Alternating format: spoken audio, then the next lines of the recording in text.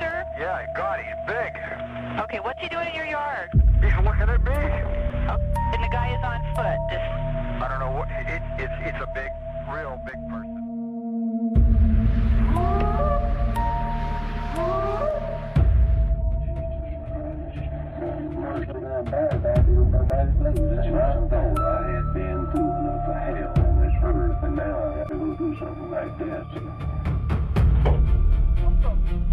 What was that, sir? That's not human! That's not human!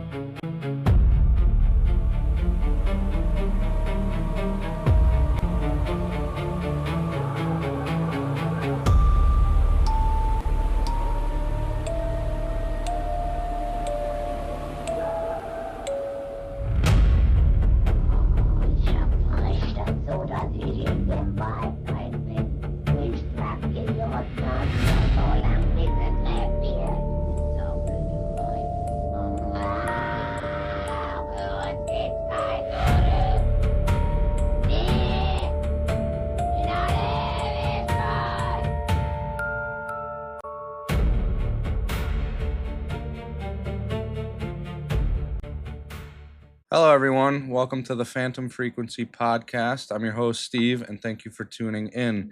Before we begin, if you have a personal encounter, experience, or story you'd like to share, you can contact us by email at thephantomfrequencypodcast@gmail.com. You can also get in touch with us through Instagram at the Phantom Frequency Podcast and Facebook at the Phantom Frequency.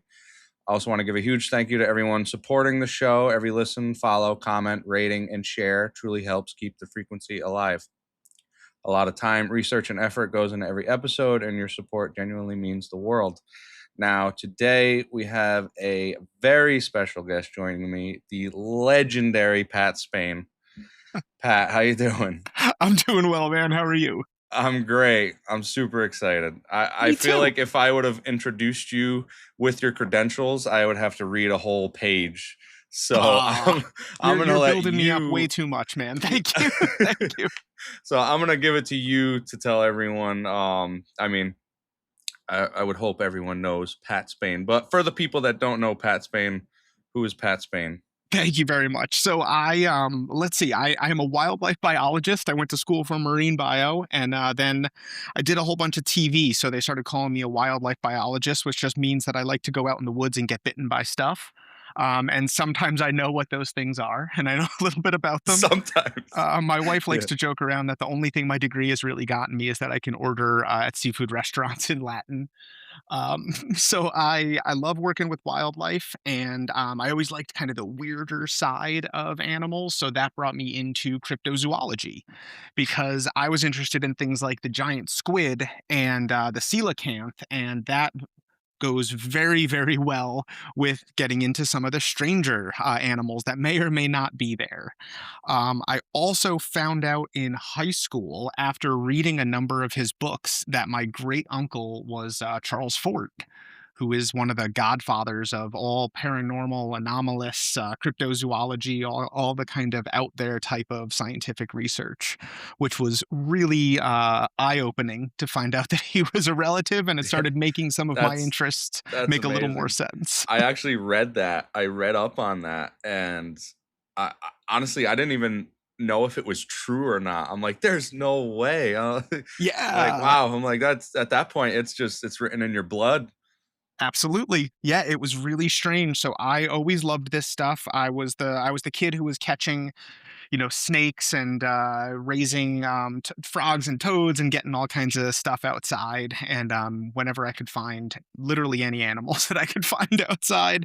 And my grandmother used to joke around with me and say, oh, you're just like your Uncle Charlie.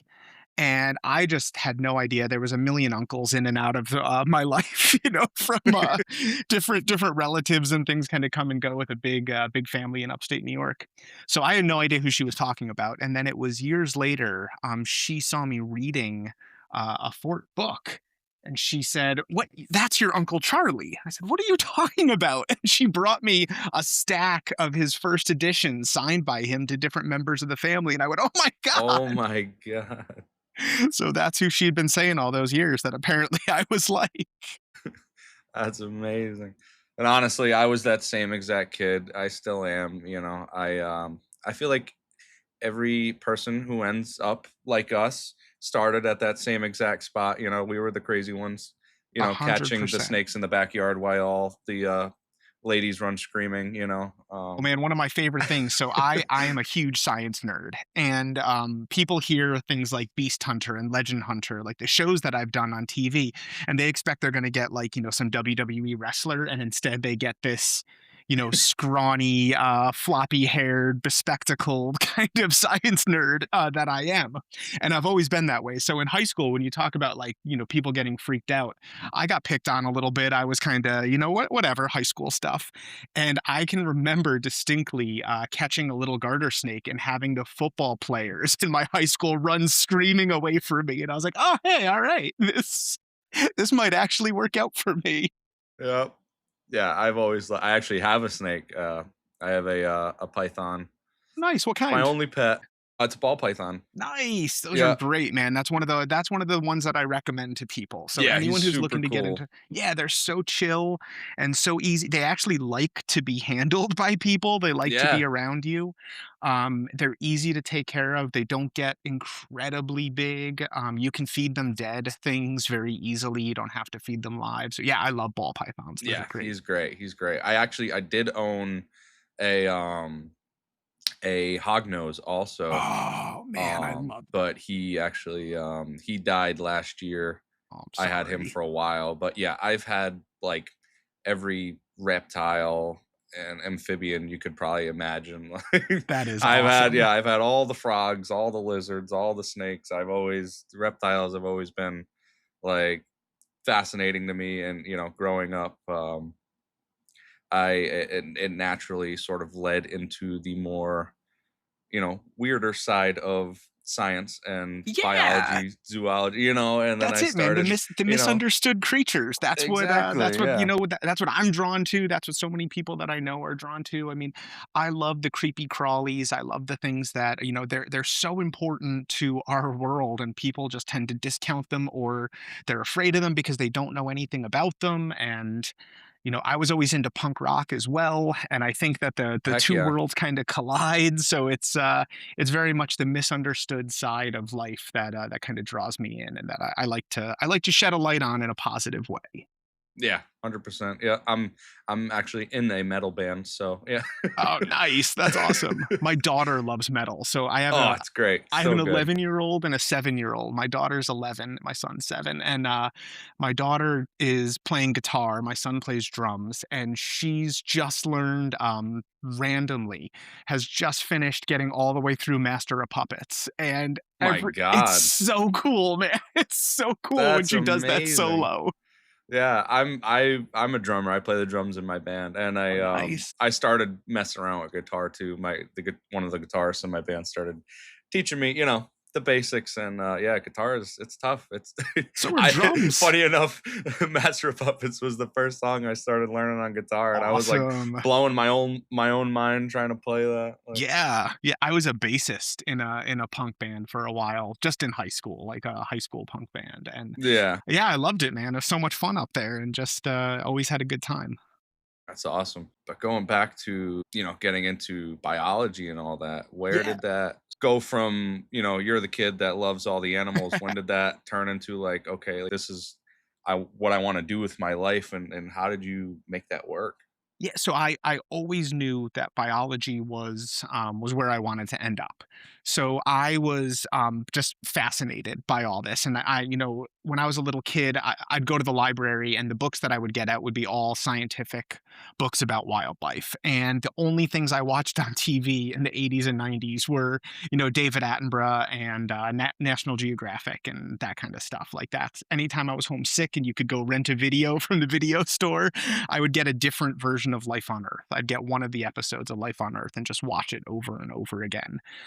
So that was my obsession and the thing that just always drew me in. And there were so many questions that nobody could answer. So I wanted to get those answers myself. So I went to school for marine bio, and I found that I loved teaching and I loved getting people excited about wildlife. But there wasn't really much of an opportunity to do that, at least not that paid. So Yeah. I went into biotech, and that's the key point. Yeah. that was the key. Yeah, there was a biologist street performer doesn't exactly pay the bills. But I loved I'd always be the guy catching these animals, and then you end up giving talks. So when you're the guy holding a rattlesnake in a field, you tend to get a crowd gathered around you.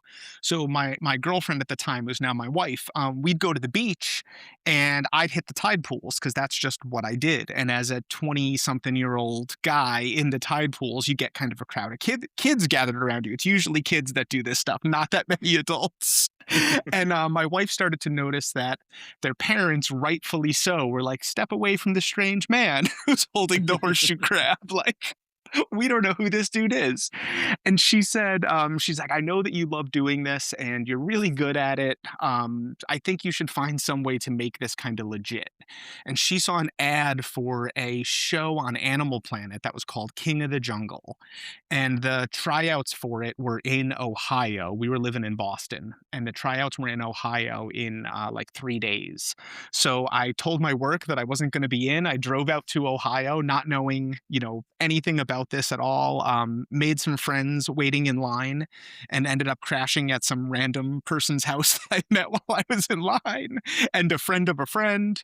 Yeah, and I went out for this show on Animal Planet because this was the way to kind of combine these worlds, this love of teaching, the love of wildlife, and I'd always wanted to do nature shows. So I did this thing on Animal Planet. I really enjoyed it. I had a good time, and I asked the people at Animal Planet, I said, "How can I do this more permanently?" And they said, "Well, we really liked working with you. We'd love to see, but we're not going to pay." so so I put up flyers around Boston to try to find some camera guys, and I spent the next 6 years writing, directing, financing, editing, promoting my own wildlife show on YouTube. And that was way before YouTube was monetized. This was, I was maxing out credit cards, getting myself Nice. stupidly in debt, but loving every second of it, flying myself and some of my friends all around the world to film this wildlife show that we were putting up on YouTube. And eventually that got me a couple series that got the attention of National Geographic and Animal Planet and BBC and Sci-Fi and Icon Films, the production company behind River Monsters. And I started working with them, and it just kind of is all taken off from there. So now I still work in biotech. I still have the day job, and which I love, and I love the connection to patients and feeling like I'm part of something bigger and helping people. But I still get to do the fun stuff on the side, usually in like 1 to 2 things a year. I kind of get out there to still film. That's awesome. That's awesome. What was the first show you ended up landing? Was that the Nat Geo show? The first one I did was called King of the Jungle 2 on Animal Planet, and it was a reality show where they were looking Oh, okay. they were looking for the next animal presenter. And I made some good friends on the show. Everyone, it's so cheesy. Like, this is early days of reality TV. Yeah. But now, you see all these people, "We're not here to make friends. We're here to," well, that was not the case when I was doing it. Like, we were all there to and we did make friends. Like, I was friends with everyone on that show. We all had a great time. There was no backstabbing or no, like, it was Animal Planet. So it was Yeah. really cool. And I made friends with the crew, and that's what really helped me to keep going with this. So that was the first show I did. And then the first one I did on my own with myself hosting was called How Not to Die, which made my family super nervous, but I didn't die. I faced off with a mountain lion. I got just a couple feet away from it, and the whole goal of the show was you go to different like wild animals and teach people what to do if you encounter them. Yeah, which usually is like not, just trying to keep your wits enough to not wet yourself and lay down and die. You didn't die, so I guess you've earned that title. I made of the it. show. I made it. I did not die. And then crypto has always been in the back. So cryptozoology has, and I love now in 2026, when you say crypto, everyone assumes that you mean cryptocurrency. No, us weirdos know what it really means. Exactly. Because all things cryptocurrency is so far from my world. And it started some really awkward conversations where both people were really confused, both myself and the person I'm talking Bigfoot. to. Right. But crypto was always in the background of my mind. It was always this thing where I really wanted to kind of marry these two up. And the best way that the first opportunity that I got to do that was with a documentary, with a college documentary they were filming about cryptozoologists, and that put me in touch with Lauren Coleman, actually, who has remained a friend all these years. And I'm so psyched that the Cryptozoology Museum is reopening in Bangor, Maine, pretty soon, and I'm going to be up there for the reopening of it. So I'm pretty psyched to do that and get to That's see Lauren awesome. Yeah, again. my family, we actually take we usually do at least one vacation to either New Hampshire or Maine every year because we're in Rhode Island, so it's not terribly far. Yeah, you got to get up there for the new museum. It looks amazing. It's huge, and That's awesome. I didn't yeah, even know that. on June's when is it? I gotta find the date, but there's going to be a grand reopening of it, and I'm going to be one of the people that's up there, giving Heck some yeah. talks and I doing some definitely got stuff to like go that. then. So. We're going to in September. We're planning on going to the Mothman Festival in Oh, Point Pleasant. nice. We're going to be Yeah. going. It'll be my first time to West Virginia. I've always wanted to go there. Like that's the hot spot for all things spooky. Yeah, yeah, I'm hoping to be there this year as well. Nothing confirmed, but the Hmm. Crypto Museum though, July 11th and 12th, I'm going to be up there. So yeah, that Awesome. I have to should be see if pretty I cool. can get up there. Yeah, That'd but, be great. Point Pleasant, man, the Mothman is such a cool story, and it's It one that is. I'd love to really dig into. I've never gotten to be on the ground and really explore it, but it's so fascinating. It really is. Yeah, and it's just the way that it gripped that town and the amount of sightings like in Yeah, and succession reputable sightings. was yeah, it was mind-blowing. And then for it to all crescendo into, the bridge collapsing and Yeah. killing like 60 something people, I believe. And then like it's one of those stories that's just it'll there's nothing like it since Yeah. No, I love it. Yeah, like I said, I haven't gotten to actually do the full research myself. There's too many things out there, but it's one of those stories that I would love the chance to really dig into. Yeah, 100%. My, But no, yeah, Mothman, he's one of my favorites too. I'm excited I'm gonna eventually do an episode on the Mothman. I was thinking about doing it when we go on vacation there. I was like, how cool would it be to do the Mothman episode in Point Pleasant, you definitely you should. know? um, but when you kind of transitioned from the mainstream into the cryptozoology realm, what were the first few things that you would go on to actually really investigate? Yeah, so I excuse me. For years I had a really hard time calling myself a cryptozoologist, or saying that what I was doing was cryptozoology, not because I didn't respect it, but because I didn't feel that I had earned that. Like, it was very much in the old school biology where you are what you went to school for, and I got a degree in marine biology, therefore I'm a marine biologist. And I did not get a degree in cryptozoology, so how can I be a cryptozoologist? And that took Yeah, me a little while to kind of reconcile that. And really, where I landed is that I don't think that cryptozoology is distinct from biology. I think that cryptozoology is biology with a little bit of cultural anthropology thrown in. And that was my minor. My minor was cultural anthropology. So that's where I can make sense of that in my own head, that in terms of, biologically speaking, that's where I fall. So I think that I've always been doing cryptozoology. Like, when I found the first barracuda ever caught in Maine. So that's wow, that's right there as that's an out pretty of cool. place animal. Yeah, that's an out of place creature. That's cryptozoology, right? Like, Yeah, that's cryptozoology doesn't have to be kind of the big sexy things that people think of. It's really any undescribed species or out of place animal is a cryptid. yeah. At its core, it's quite literally the research and discovery of, like you said, unidentified, new species or out of place species. So it upsets me, the stigma that sometimes cryptozoology gets, because in a sense, you would expect biology and zoology across the board to encourage the discovery of new animals and stuff. And when you look at it like that, for some reason, it's just got this, people hear that word and they think you must be a wacko, Yeah, yeah. There's this stigma associated with it completely unnecessarily. And I think that is because people only think of people think of Bigfoot and they think of the Yeti and they think of the Loch Ness monster, and that's such a small part of cryptozoology, and that's really exciting and that is really fun. And I have no problem with people researching that, and I strongly encourage that. And I think it's great to, try to find the big sexy things, sure, absolutely, but also recognize that there are undiscovered creatures that we're finding every year.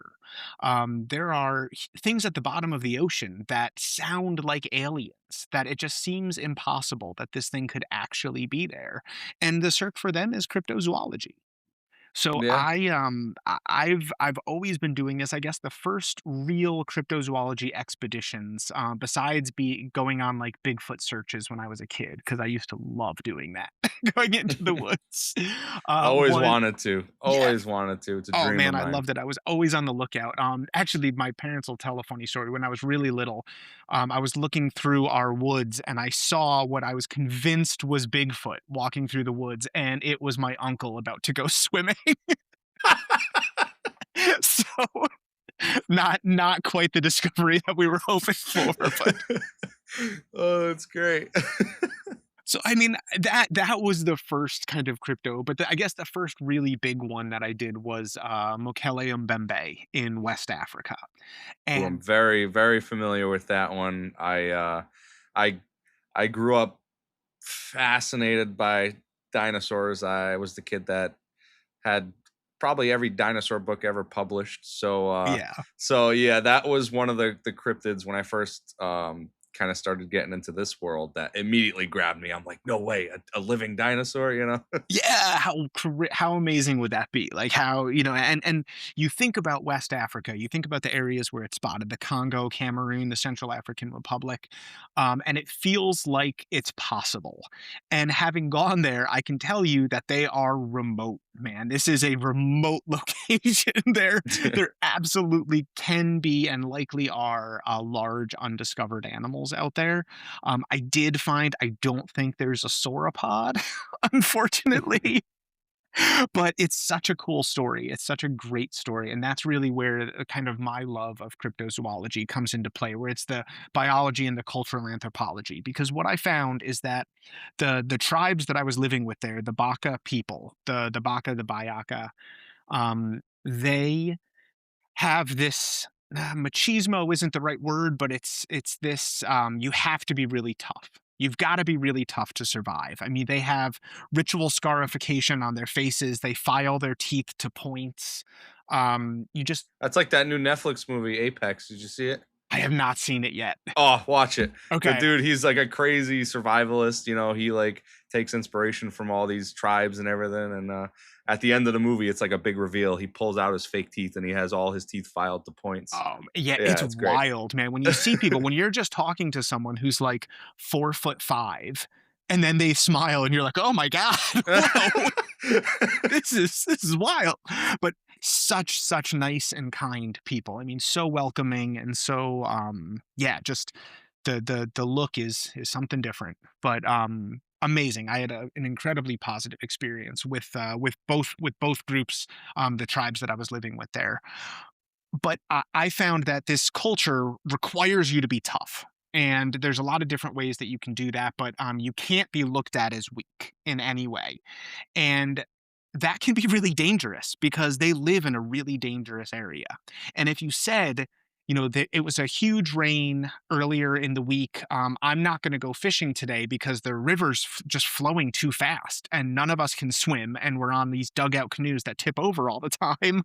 So I'm not going to go fishing today. If you said that, people would be like, "Oh, you're weak," and you'd lose respect, you'd lose standing in the tribe. So instead, if you say, "Oh, I can't go fishing today because Mokele and Bembe was spotted around this bend," that just so happens to be where the rapids also are. People are like, "Oh, that's cool. Yeah, no, that makes sense. You definitely can't go down there if Mokele and Mbembe is down there." Yeah. Wow, I never would have thought of it that way, but it makes so much sense. Yeah, It's it's it's it's it's a their get culturally out of jail acceptable free out. card. That's exactly it. It's like my favorite get out of jail, free is in Brazil, in rural Amazonia. There's this story of the boto. And the boto is a pink river dolphin that occasionally puts on a white suit and hat and goes and parties, like goes to these parties in the middle of the jungles and is An so actual dolphin. well, he dresses up and he looks like a guy for the most part. There are certain parts of him that still retain a little dolphininess, but he's such a good dancer and such a good partier that young women can't resist him, and they end up getting pregnant by the boto.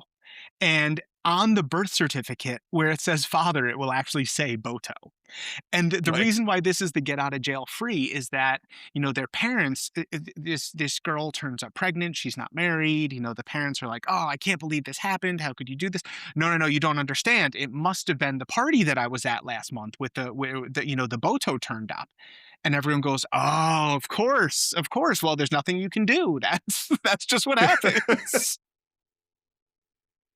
Oh my god, that's So crazy. it's culturally acceptable, and yeah, I love it, and that's really where I landed with Mokele and Mbembe, is that there's a cultural need for the kind of big bad thing that everyone accepts is beyond human control. And no matter how tough, no matter how strong you are, even if you're the best fisherman in the village, you still can't go up against Mokele and Mbembe. So we need this. And Westerners have kind of put the spin of having it be a dinosaur. But really, when you talk to the tribes, there are such a varied difference in how they describe it. Sometimes it sounds more like a triceratops, sometimes more like a sauropod, sometimes more like an elephant. Like there's such huge variation that really what it is just the big bad thing that lives in the river. Yeah, they honestly they probably got it down to like a script at this point, just telling the same people that ask the same questions exactly what they want to hear. Some of the tribes, I would say, have been that is the case because again, it's a really, really hard life. And anything that can bring some resources in, especially for the pygmy tribes, because unfortunately there is a fair amount of racism against the pygmy tribes in the areas where they are. And I we brought books and school supplies and some different like medical supplies and things for them. That's awesome. Yeah, it was amazing and very rewarding. So anything that brings them a little bit of help, I think is super positive. So if that means people going on Mokele and Bembe expeditions are going to help them out, then more power to them for sure. Yeah, and I mean, who knows? Like you said, there could be stuff in there, and over time, descriptions could have got twisted into being things that maybe they weren't. How fantastical is it to think there's a dinosaur over there? But maybe there is something we don't Absolutely. know, and something that's so rare that they don't encounter it. Most of the time, and they try to give their best descriptions, and someone would say, "Oh, that sounds like a sauropod," and then now all of a sudden there's a dinosaur. Right, You right. know, But could there be like a different species of rhino or a different species of elephant or a different species of crocodile even? Absolutely. There absolutely could. Especially when you talk about the Lake Tele region, it's so impenetrable. It's so difficult. I did not go to Lake Tele, both because of the difficulty of the terrain, as well as there's very few guides that lead you there, and a couple of them have gotten a really bad reputation for kind of holding people hostage, I guess is the best way to say it. So jeez, yeah, so it's a really dangerous and tricky area, but I'm sure that there are species left to be found there. I sure hope so. Sure hope so. Following that, have you investigated anything since then that you would lend more credence to, or Yeah. or Oh, absolutely. investigations into certain cryptids that you could pretty confidently say there's at least a decent chance of this holding some water? Yeah, for sure. So most of the deep sea cryptids, there's something behind that, right? Even the most conservative marine biologist that you talk to will say we know so little about the deep ocean that I would be more surprised if there wasn't a large undiscovered creature or two or six down there Yeah. than if there was. Darren Naish, Dr. Naish, is really famous. He did this calculation that was published in one of the journals that estimated there were, I want to say it was at least six new creatures over 6 feet long. Wow. And that is that's a it's a pretty low estimate in my opinion. I think that there are things down there that we don't know. So when we start talking about caddy and start talking about, the kraken and things like that, there are new species of squid that we will find in the next 10 years, and likely new species of things that we can't even imagine that are down there in the deepest parts of the ocean. So yeah, I'd say that all of those get a lot of credibility, and I honestly think that the mapinguari in Brazil, I do believe that there is a remnant population of giant ground sloth that is still in the remote parts of the Amazon, and I think that orang pendek is either still there or was there very, very recently. Like within, I'm 46 years old, so within my lifetime, I think orang pendek was there, and there is a possibility that it's still there, if not in Sumatra any longer because of deforestation, then on some Yeah. of the surrounding islands. Orang pendek is basically just similar to Western Bigfoot, but just smaller, right? Yeah, so I tend to go with the Lauren Coleman approach on this, where he theorizes, and I think he's right, that there are multiple species because the sightings in Sumatra, at least, really go into two camps. One that's more human-like and one that's more ape-like. So, and I do think that there are likely, I know it's an even tougher sell to say two undiscovered species, Yeah. but I really think that's the case.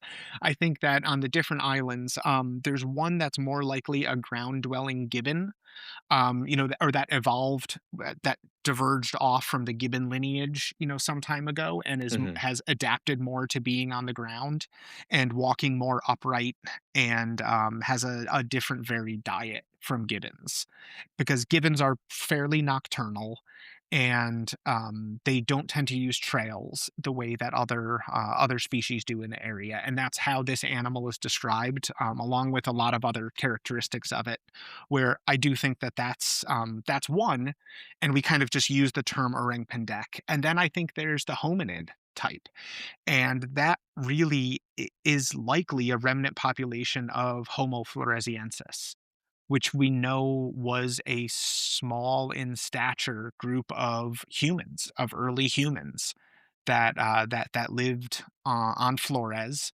and likely on the surrounding islands. There is some evidence that they used boats, so it's likely that Wow. they made it to some of the surrounding islands. So I do think that they, if not still there, then they were there very recently. And Mike Morwood, who's the individual that found Homo floresiensis, that first named it and published the paper on it, he told me personally when I had a conversation with him that he had evidence that they were there until at least the 1920s. And unfortunately, Mike passed away before he was able to publish that evidence. But he did tell me that, Ah, yeah, and no one can dang. find it. I've tried to pitch a show so many times to get back out there and try to get through Mike's That's journals and everything incredible, else. though. Yeah, Like, could you imagine, like, a discovery like that of, like, literally another race of human? yeah, human ancestor. That Yeah. is, my God, I can't even comprehend. That's amazing. Yeah. Yeah, so those are the ones that really have a lot of credence in my Yeah. mind. I also think that some of the, potentially extinct animals that may still be there, I love the idea that the thylacine, the Tasmanian tiger, is still around. I haven't been there myself, but I've heard from some people, from some reliable sources, that they do think it's possible. I don't know if Colossal Biosciences will have created and brought one back before we have the chance to find one in the wild, but I think we'll I see a thylacine in our lifetime. I hope so. I went down that rabbit hole, and I have seen some pretty convincing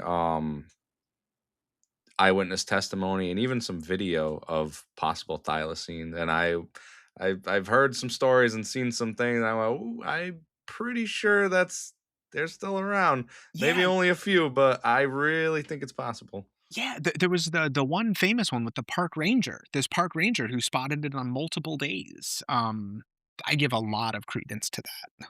Yeah, 100%. I'm really curious about that ground sloth you were talking about. Yeah, so the Mapinguari is another great story where so Brazil is obviously a very large place, right? Like Hmm. it's a huge country. It's incredibly diverse. So I mean, we think about the United States as being very diverse. Brazil is beyond comprehension diverse. So when we say someone's from Brazil, like that, yeah. There are so many different cultures and subcultures and groups within Brazil. And when you talk to different people, if they have heard of the Mapinguari at all, if you are far outside of Amazonia and anyone has heard of it, it's a monster story. It's 20 feet tall. It has one eye and a mouth in the middle of its chest, and What? it smells so bad that the smell will knock you out or kill you. One woman was telling us that its mouth is filled with bees, and they'll attack you, and it's got backwards feet, so it leads people down the wrong path in the forest, and then it kills you. So there's all these like fantastic stories, but as you get closer to Amazonia and to the remote regions where the animal's actually spotted, the characteristics start to change to the point where when you're with the tribes and the people who have actually seen this, they describe a much more modest, 6 to 8 feet, and all of the descriptions that they start to give sound like a giant ground sloth. And we know that giant ground sloths went extinct because of humans. So they were one of the Really? I didn't know that. yeah, they're one of the first animals that was we believe they were hunted to extinction, but they were at least they died because of habitat destruction or some kind of human activity killed them off.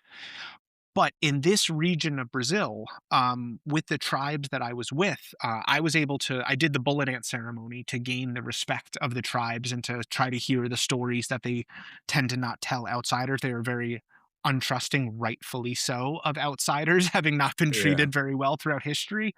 Most Western folks, when they first come to an area, do not act with the utmost respect, unfortunately. Yeah, Um, unfortunately. yeah, we don't have the best reputation. So I needed to do something to try to gain their respect, and that was the bullet ant ceremony. And then they felt open enough to tell me some of their stories. And one of those legends is a creation myth about all creatures and how all creatures are made of the same substance. That's why we can all eat each other, except the Mapinguari. The Mapinguari is made of a different substance, and it must be treated with not just respect, but with this reverence, with an almost, de- de- deification type reverence, where the legends from the cities of Brazil are that if you hear the cry of the Mapinguari, you'll die. But the people who are close to it and who have seen and or heard it, they say, no, it's not that it kills you, but you have to leave the area. You have to take your entire village and move a certain number of miles away if you even hear this animal, because you have to give it room. You have to give it space. You have to show it respect.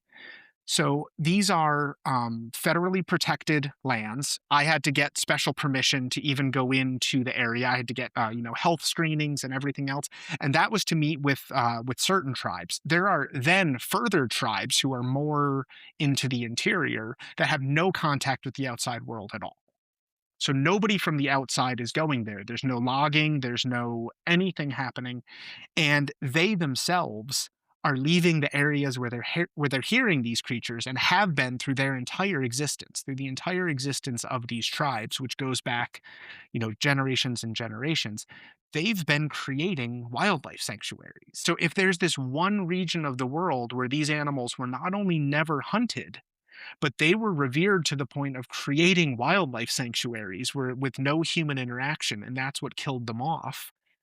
then there's every reason to think that they could still be there. And we heard one while we were there.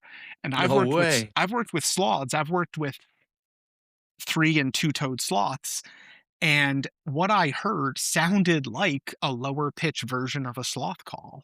And it's how the it's how the Mapinguari call is described, and it's how we would imagine that a ground sloth would sound. Wow. That's amazing. It was really cool, man. It was really neat. Me and the sound guy just froze and looked at each other. And then our guide was like, "We got to go. We got to go right now. Like, we shouldn't be here. We have to leave." Oh And man. we were asking, we're like, well, what was that? He's like, "I don't know what you're talking about." Like, everyone freaked out when we heard it. And you said that we have to go right away. And he was like, "I don't know what you're talking about." I got That's crazy. Wow. So I also wanted to touch on my favorite, Bigfoot. What Yeah. do you think? So, um, I've been waiting to ask this question. Just lay it on me. so I Bigfoot. will say that I have not purposely have not done real in-depth scientific research Okay. All on right. Bigfoot. That's fair. So there's a lot of people that I respect a huge amount. Cliff Barackman is a personal friend. I respect him a lot. Jeff Meldrum was, amazing. The best in the field. I have to Yeah. respect the research that he's done. I was super upset to hear about his passing. Absolutely. It Oh was a man, that huge broke my blow heart. to the entire scientific community and to all of his friends and family. Just what a giant in the field. Yeah, And I remember reading um when I was really young the book The Sasquatch Legend Meets Science. yeah, And they were actually working on a sequel to that in the form of not only a book but a documentary. And I donated money to help like kickstart the project, and he was supposed to play a pretty pivotal role, obviously. yeah, But he passed right in the middle of the filming and the making of the documentary. And I remember getting the email from the team, and I was just, I was like, man, that's how I found out. yeah, yeah. No, it was really sad. I mean, he really, yeah, yeah. It was a big blow, like I said, to everybody. And I respect his research, and I respect the things that he has found and theorized. And there's a guy now named Darby who is doing this really cool research that is not getting the publicity that I think it should, where he's asked for samples from anybody who can send samples of any kind of Bigfoot material. If you have a hair sample that you've collected, if you have a scratching from a tree or from anything, and he's doing he's analyzing all of the DNA samples and trying to put together a profile of what he believes is, the North American Sasquatch. It's pretty amazing. And Cliff and Darby both believe that we will have a true genetic profile of this animal within the next 10 years or less, within the next 5 years. Um, I don't know that I'm that hopeful.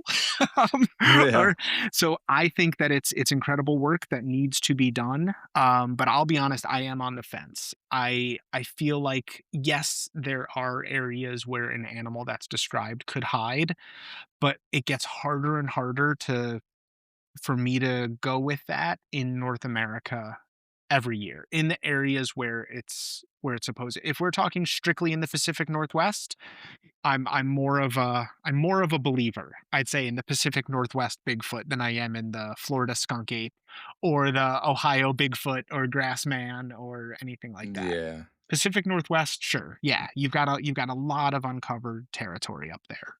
But the other spots, I think we've got a lot of animals that are hard to identify at a glance. Yeah. That's true. And I do think that the destruction of wildlife and the land, I think it's caused a lot of, if we're going the route of, these creatures do exist and they are either scattered around the country or they have some sort of migration patterns. Uh, that it could be cause for increase in sightings over the years because they're forced to interact with humans more just because the places they normally would be aren't really there anymore. Yeah. Yeah, and that's the pattern that we saw in Sumatra with orang pendek. It was, people said that their grandparents used to see them, but only when they went into the forest for, days at a time on different expeditions and stuff. And then as they started to build farms on the outskirts of the forest and they started cutting into the forest to build farms, then when they were younger, they would see them kind of stealing from the farms. But they said now in in this era, like I've never seen a young one. My kids have never seen one at all, and the only one that I've seen in the past 15 years was older and was kind of on the very outskirts of the farm. It probably knew that it could get some easy food here. Yeah, see, that's sad. That's It so is. sad. And that's something that I think about a lot is how many cryptids, undiscovered species are going to go extinct before we even realize they're there. Yeah, I mean, just Because insects alone. There yeah, there's some estimation of hundreds a day. that's crazy. Yeah. Wow. Because you got to think these aren't well-known animals because of their rarity. So in their essence, they're already it doesn't take much to wipe them. That's why I pray that like Bigfoot and stuff like that. I know we're fighting against the clock, especially Yes. with the way we are, like you talked about, destroying land, by the day. And if they are real, we're talking a very small population. I would assume probably low thousands. And I know we're fighting the clock, and that's what worries me, because if we can prove existence of these animals, then we can protect them, but we can't unless we prove it. Exactly, exactly. And even something like the creatures at the deepest parts of the ocean. So we often think about this, and I think a lot of science projects this as a completely unchanging landscape, right? Like this is the most stable landscape on Earth, is the deepest parts of the ocean. There's very little temperature fluctuation. There's no light. There's very minimal currents. It's pretty unchanging. But what they don't talk about very often is how dependent on what's called a whale fall that environment is. So Because that's their main food source, yeah, correct? yeah, there used to be a lot of large oceanic creatures that would die in the ocean and would then fall down to the bottom. So we're talking whales, elephant seals, sea lions, orca, dolphins, there's these huge animals that would die and fall to the bottom. And then that provides a food source for months, if not years, for all the benthic creatures. So as the population of those large animals go down, we don't even know what diversity we've lost at the bottoms of the ocean from just starving out, from not Yeah, having those whale falls. the butterfly effect is absolutely real. Yeah, yeah, definitely. That's like that story. You kill that fly, and that fly was gonna feed that spider was gonna feed that lizard, and then Yeah, it really is true. it, Just it is. one little shift or fluctuation in an ecosystem could totally throw the whole thing off. Yeah. Yeah, you know on a happier note, we do have yeah.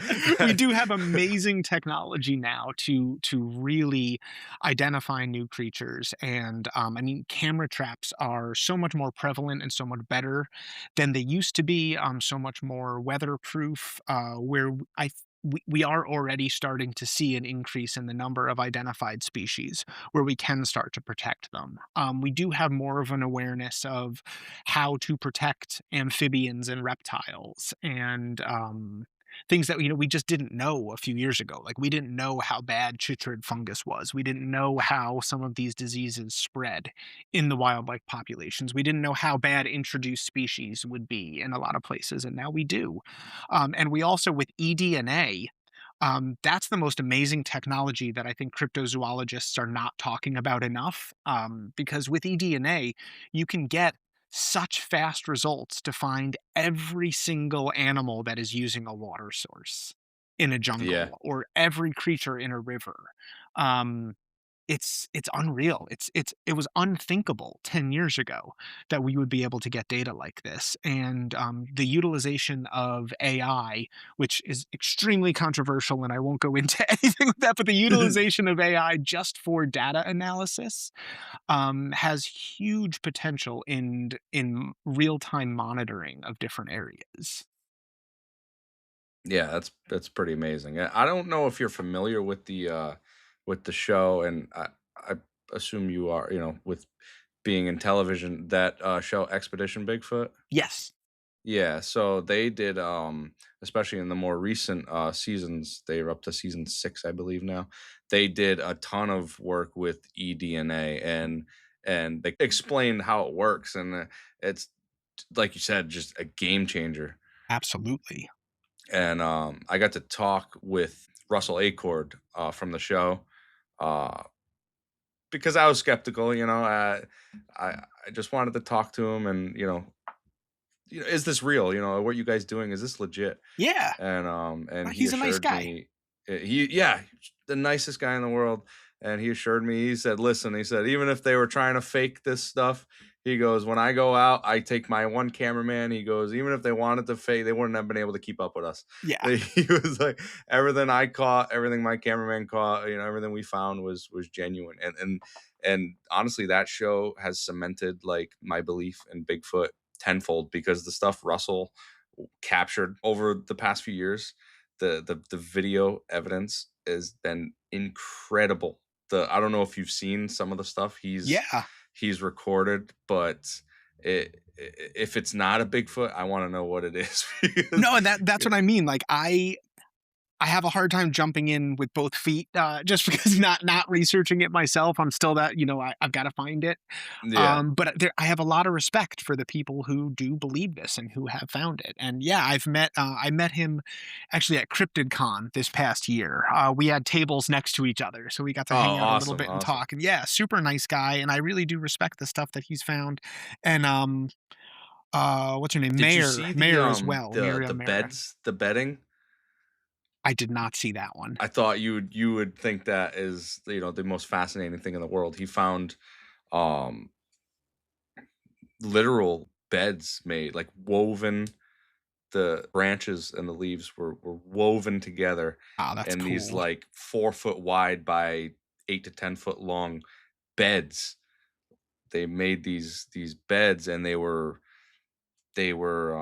arranged in like a very strategic alignment, also, where the larger beds were like seated on the outside and the smaller ones were made in the center. They think probably like children or Yeah, whatever. bigger ones and Eh, yeah, yeah. yeah, and they had the bigger beds were like situated like perfectly behind certain like bushes and foliage, so where like they could see out but you couldn't really see in. And Get the and DNA to Darby. He's got to get yeah, yeah, exactly, yeah. I know they know each Exactly. other because Darby was at this conference too. So yeah, that's what we got to do, man.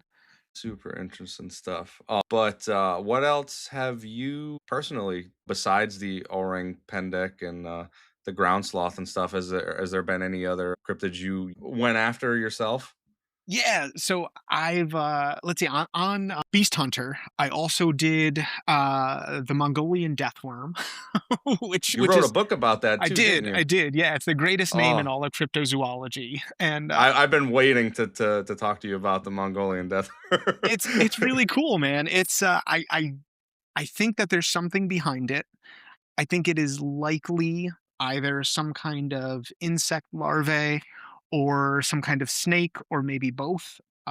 Because I did find that the nomadic herders in Mongolia just they're it's a Buddhist country. They are incredibly respectful towards all life. They believe that all life deserves the chance to live and to, deserves our respect, and that the entire thing of all their stories comes down to basically don't mess with anything that you don't have to. Um, And so they're not going out there looking for different animals, and they do attribute these really fantastic traits to very mundane creatures. All with the intention of, like, the moral of the story is don't mess with it if you don't have to. So when you talk about the Mongolian deathworm, everyone who's gotten hurt or killed by the deathworm either was trying to step on it or threw gasoline on it or their horse stomped on it or they poked it with a stick or they were trying to dig it up. But it all comes down to, like, hey, don't mess with it. Like, you leave it alone, it'll leave you alone. And I think that's, with that said, there are creatures that do everything that the deathworm is supposedly able to do. Not all of that in one animal, but there are different animals that do all of those things. So I don't think that it's impossible. Mongolia is certainly vast and unexplored.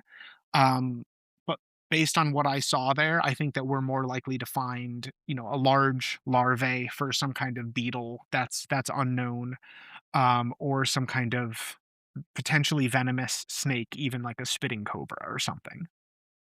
Yeah, because wasn't it said to like, couldn't it like discharge electricity or something like Yep. that? Yep, they're Wasn't supposed to be that able to like, shock you. It can shock you, it can shoot hot acid, it can shoot burning hot blood. oh my God, It can explode on contact or at will and burn you with like battery acid when it explodes. So, yeah, this thing, I'm glad this one isn't, yeah, the I don't think I Mongolian want that one to deathworm. be real. Oh my God. It is pretty So awesome. it can basically do anything it wants, Yeah, it can just kill you essentially. in Yeah. multiple, in a myriad of ways. Oh man. Yeah, so I was able to do those. I looked into some Dog Man and That the was Beast another of one I Bray was gonna Road. pop. I was gonna pop that question too. Tell me about Dog Man. Yes, I again, I think they're all great stories. I do think that and a lot of people got very upset with this one, but in Bray Road, I do believe that what people were seeing is a bear with mange. Just everything that they were describing is like, that's a black bear with mange. um, Yeah. and I mean, that's a terrifying animal. Like, that's super weird. They look alien. But the eye shine that they were describing, the action that they were describing, the way that it acted, the way that it was sitting, the descriptors, the long claws, everything just really fit that description for me a lot. There are other accounts of dogmen that could not be accounted by a bear with mange. Yeah. But yeah, I don't know exactly what's behind them. I do tend to think that a lot of them are a lot yeah, a lot of them are mistaken identity with known animals. Hmm. Eyewitness accounts just are not super, super accurate. And unless you can take a large grouping of them and try to eliminate kind of try to get down to what's at the core of all of these, that's kind of the best thing that we did. So on all the shows, I would do dozens and dozens of interviews, and you'd see one of them on there that was representative of all the other ones. But Hmm. that's, you need kind of that volume. And Yeah. yeah, I fall down with, I think that most dogman sightings are mistaken identity of other animals. But Lyle Blackburn's a great dude. He does think that there's things out there. I can't completely discount it. I think it's worth looking into. What fascinates me about the Dogman phenomenon is the fact that, when you look at Bigfoot and these other cryptids, they hold weight like scientifically, but when you talk about Dogman, like there's nothing in the fossil record like that. So you think, okay, Bigfoot, it's a descendant, of humans, or, it's some undiscovered primate, but Dogman, there's nothing you could say like naturally, how is that possible? But on the other hand, Dogman being one of the cryptids I'm most passionate about, researching and investigating, the amount of eyewitness testimony Yeah. and the hundreds of interviews that I've sat down and listened to, and you have people from all over giving almost identical descriptions, very, very like small details you wouldn't normally think about, even those coinciding. it's like it tears me in the middle because I'm like, okay, how could this thing exist? Right. But also, how could it not exist unless everyone's describing the same thing? What I found pretty interesting about it was it was it was alarming the amount of people that I've heard say that the dog man they seen, they would try to figure out or liken it to something they had seen, in life, and everyone would say that the werewolves from the Van Helsing Yeah. movie, everyone would go to that specific movie, to that specific werewolf in that movie, and I always thought that was super interesting that everyone would go right to that one. Everyone Yeah. points. That's it. That's what I saw right there. They would all describe, the raccoon hands, the the way the body, the shape, and that's the similarity between every witness is what confuses me. Yeah, no, it gets harder to discount when you've got that many people with that similar a description. Yeah, and I mean, Linda Godfrey got hundreds of Yeah, these sightings all around the country, and yeah, I don't have a good plausible explanation other than, more research. We just need more yep, research. exactly. I have a couple of her books, and yeah, it's you just sit there and read, just baffled, like what is going on here, Yeah. And she was awesome. She was like the most unassuming, like nice Midwest mom that you could ever meet. Like Right. I showed up at her house at like some random, Tuesday at noon, and she was like, "Oh, come on in. We've got, tea and cookies and just That's hang out." She's awesome. You got got all to this like meet her. That's original. great. Oh, she was amazing. She was Really. just so sweet and so knowledgeable. And like I said, just so unassuming. She had, piles of Dogman research kind of scattered all over the kitchen table alongside a crock pot with chili and with, just it That's was great. surreal. Did she tell you anything interesting? I mean, it's Linda I mean, Godfrey, so. kinda just I didn't really get the chance to dig into too much, like, we were talking about the Beast of Bray Road, Mhm. and, we didn't stray too far off of that one, but, she was working on a new book at the time, and she showed me some of the research, but, she published that, and yeah, it's just she was a really amazing person, and once again, a huge loss. Yeah, yep, absolutely. Another interesting dynamic about the Dogman is the amount of sightings that the Dogman has had in residential areas Yeah. compared to other cryptids. It's like it takes the cake, and it's like why are these things of all things they're always spotted in like the spots you would never expect to see one of these. Yeah, so taking it back to to non-cryptozoology biology. um, Yeah, we know that raccoons and foxes are starting to speciate. Like we're starting to see the suburban raccoon, fox, and even coyotes, and then we're starting to see the wild type foxes, coyotes, and raccoons. And they're changing not just their appearance, but they're changing their behaviors as well to be really. around people. So they're mating at different times of the year. They're having a different number of young. They're living in different areas. Like they're adapting to a different type of habitat that they're living in. And raccoons are even starting to apparently try to domesticate themselves. they're Really? they're getting bigger eyes, they're getting more acquainted with people. Yeah, so it's like the early phases of domestication that raccoons are Wow. showing, but it's getting to the point where suburban and urban foxes no longer really appear the same as a wild fox, where they may not recognize each other and mate, which is at that point, it becomes, depending on how you define a species, that becomes like the speciation event, if you will, in quotes. So we know that that happens to animals. So wouldn't it be interesting if that happens to cryptids as well? Yeah, I mean, yeah. I mean, granted, most dogman sightings they don't want cuddles. They Right, right. Yes, but they're not domesticating dogmen per se. no, That would be a but whole different show, man. yeah, That yeah, would be 100%. It is interesting though that a lot of people say that it's almost like they, not that they can't, but it's like they don't, they like to scare you, but not harm you physically.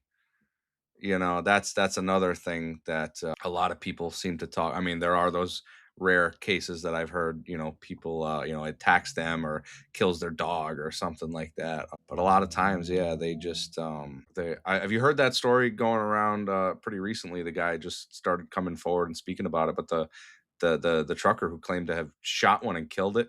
No. Really? No, I'll have to Yeah, look he that was up. just on, he was on, you're familiar with Tony and the Confessionals. You Yes. were on the Yep. show a couple years Yep. ago, right? Yeah, the guy had actually approached Tony at a convention and asked to speak with him because he didn't really feel comfortable even talking about it publicly. But after a couple of years of talking with Tony, he finally, I guess, decided to come on the show and share it. And since then, he's done a couple other appearances to talk about it. But yeah, I forget what state it was in. I have to check. But yeah, he was a trucker. He was on like middle of nowhere, and something was up with his truck, so he had to pull over. And he's under his, he's got an 18 wheeler, with thousands of pounds of freight in it. Yeah. Yeah. So he's under it, and he's working on it. And he said he was hearing, rustling and movement in the woods and stuff. It made him uneasy, so he, hurried up, popped back in his truck, and started driving again. And I think he was like going a little bit uphill or something like that. And with the amount of weight in his truck, it takes a while to get up to speed. They don't go super fast. But he had happened to look in his passenger side mirror, and he seen this thing coming onto the road out of the woods, and it was running up behind his truck. And it runs it runs up along the siding of his truck, and it's kind of clawing at it as it's making its way towards the actual cab of the truck. And he's trying to floor this thing as fast as it'll go, but it's running faster than the truck will Yeah. drive. And it gets up to the passenger window, and he said, big 18 wheeler truck, he said he sits about 9 feet, his head's about 9 feet off the ground. um and the top of the truck, is obviously, you're talking 10, 12 feet. Yeah. And he said this thing had to duck in Oh, to man. yeah, it put its Weird. hand, it reached its hand into the open window of the passenger side. And it was so large, it had to duck down to fit its head into the window. And it looked at him, and it was, snarling. He said, he noted that something weird that kind of stuck out to me was that he said its teeth were so white, it was like it brushed its teeth, or it was groomed. He's like, it didn't look like a wild animal, it looked like pristine.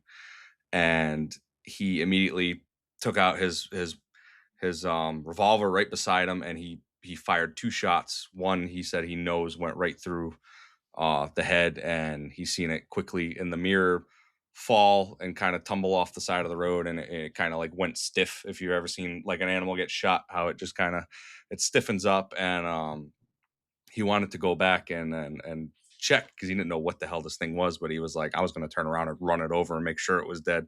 But because of the size of the truck and how you can't really turn an 18 wheeler Right. around Right. on a Yeah. dime, he Yeah. had to find a clearing. So he had to drive about 10 minutes until he found a spot he could actually turn the truck around. And he starts driving back down to where he had run this thing over. And the reason that I'm spending the time to tell you the story is this next part, because I want your opinion on this, because it kind of takes you a little bit out of, what your wheelhouse is. But he gets to the spot where he shot this thing, and it's gone. And there's a van parked there with two people standing there. Oh, Yeah. So he all pulls right. over, and they're immediately like, oh, there's a bear in the area, sir. Bears over here. You need Yeah. to leave, blah, blah, blah. They don't know that he's the one that shot it. So they hurry up. They hurry him out of there. So he leaves, he goes back. He had to get his truck repaired because the thing like tore the side of the truck up. He said that they put it right in the repair shop like that night. So he didn't even have time to take photographs or anything of the truck. But long story short, like, I don't know if it was like 6 months later or something like that, I somehow these, whatever part of the government these people operate in had figured out that he was the one that shot it, and his company or whoever he was working for, they flagged him down in like a rest stop, and they said that he had to wait there because authorities like needed to speak to him, and they Wow. told him that, and I quote, they said, "You killed our asset." Okay. They referred to this thing as an asset of theirs, and that he was, gonna pay for it and not to speak about it and anything and all that. And I thought that kind of went along with the idea of how he explained how clean and neat it was and everything. And so it got me thinking that, is there a facet to this that's not natural? Is there stuff going on beyond the natural? Are we meddling with things or creating things maybe that we shouldn't? Or do we have the ability to do that? Well, yeah. So I mean, yes, we do, but can we create a 10-foot dog man is a very different question. that Yeah, that's fair. that I don't know. Like, we are definitely messing with a lot of things. We have yeah, we have amazing abilities and technologies out there, but creating a 10-foot dog man, I have never seen evidence of any abilities that we have to do that, but there are stranger things, right? There are stranger things that could and possibly do exist. True. Um, True. so I got to give a speech at NASA a few years ago, and Really? it was terrifying and amazing. And I had an incredible time. I'm in a room giving a talk with the hyperbolic smartest people in the world. People are like, oh, it's not rocket science. Well, this is a room full of rocket scientists at NASA, and I'm telling silly stories about living with different tribes and stuff. But amazing stuff. And then at the end of the speech, I got to spend half an hour with Pete Ward, the head of NASA Ames. And he was telling me some great stories. We're just kind of, talking a little bit. And then right before I left, he's like, look, you can ask me anything. He's like, you've got 10 minutes with the director of NASA. Is there any questions? And I was like, Aliens. I looked at him and I was like, Pete, aliens. He was like, I know, aliens, right? I was like, yeah, of course, that's a question. And he's like, I'm going to tell you the saddest thing that I can tell you. And that is, if I had definitive proof of aliens, I would never have to ask Congress for my budget again. And I was like, that is a bummer. That is Fair. really sad. And, it's not to say that there's not things out there, but the definitive proof, he's like, you just look at the money, and he's like, NASA would be the best funded organization on Earth if we had definitive proof of this stuff. Yeah. I was like, all right, That's why I fair. think if stuff like that exists, there are It's not within NASA. It's within, exactly. Beyond the NASA. If these things were real and we play any sort of role in creating, communicating, or even knowing of their existence, it's in organizations, it's in departments of the government that the public doesn't even know exist. Maybe not even people in the government, right? Yeah. Maybe the president probably doesn't even know the existence of half of the stuff that I know we're going really woo right now, but way out of my wheelhouse. But let's do it. But I really believe that if there is stuff going on like that, no one is a part of it. You know what I mean? Yeah. So that's where I kind of fall with the whole aliens thing, because I know they're doing like the disclosure right stuff, now with the UFOs and stuff, but God, that's the tip of the iceberg. Not even the tip. That's like the pinpoint of what I believe they know. Yeah, I mean, I love physics. I love quantum physics. I'm fascinated by it. It is not my thing. As much as I like animals that I can hold and get bitten by, and that's kind of where I fall. We did a show in Legend Hunter on targeted individuals and on conspiracy theories, and it changed drastically while we were filming it. It was one of the weirdest episodes that I did. And during it, our van did get broken into, and we did get the window smashed and got some stuff stolen. Now, that could have just been because we were in downtown San Francisco. but it was broad daylight, and we had been there for a number of days asking some weird questions about different conspiracy theories and things. So that was very strange. And then it was when the Havana stuff started happening, when all of the Havana syndrome started occurring. Like this was the first time that we were hearing about this, where people were, saying that there was this sound device that was projecting, sounds that were making people feel sick. And God, I remember that. yeah, so Yeah. I met Oh. with a former spy who, was like, "Oh, that technology doesn't exist, and this is people are, playing this up, and this is blah blah blah." Well, I immediately then met with MIT researchers who were like, "Oh yeah, we've got that technology. Yeah. That's Here, my let point me exactly. demonstrate it to you."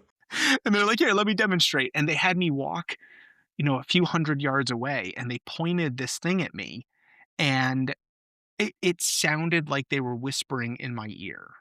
And the person standing right next It's to me couldn't hear wild. them. What? Yeah, it was so weird, but, yeah, so, I mean, is there tech out there that we don't know about? Yeah. Yeah, Absolutely. there's Absolutely. That's why I as crazy as some of the stuff that I talk about and we talk about sounds like, I promise you, just by playing the odds by chance, probably half of it is true. We Yeah, don't even know about it, there are stranger things out there. 100%. Yeah, we can wrap up here. Thank you so If you much. No, just, this was a yeah, lot of yeah, of fun. I course, would, of course. I'd love to be back on. Yeah, We can keep 100%. going. 100%. Yeah, before you go, if you just want to let everyone know like where they can find you and how they can support you or whatever. Awesome. Thank you so much. Yeah. So you can find my stuff at patspain.com. I also do Instagram, under Pat Spain, and I've got 6 books in a book series. I also do talks randomly at different spots. So the next time that I'm doing one of those is going to be up at the International Cryptozoology Museum up in Bangor, Maine, and that is in July. And yeah, if you check out the books and drop me a line on Instagram, I would be happy to answer any questions that people have, or yeah, do any other podcasts. Awesome, awesome. And Thank you. again, thank you so much for coming on. This was awesome conversation. I had a really good time. Thank you so much. I'd love to do it Of again. course, of course. Yeah. And I hope you guys enjoyed. As always, I'm Steve. This was the Phantom Frequency, and thank you so much for listening.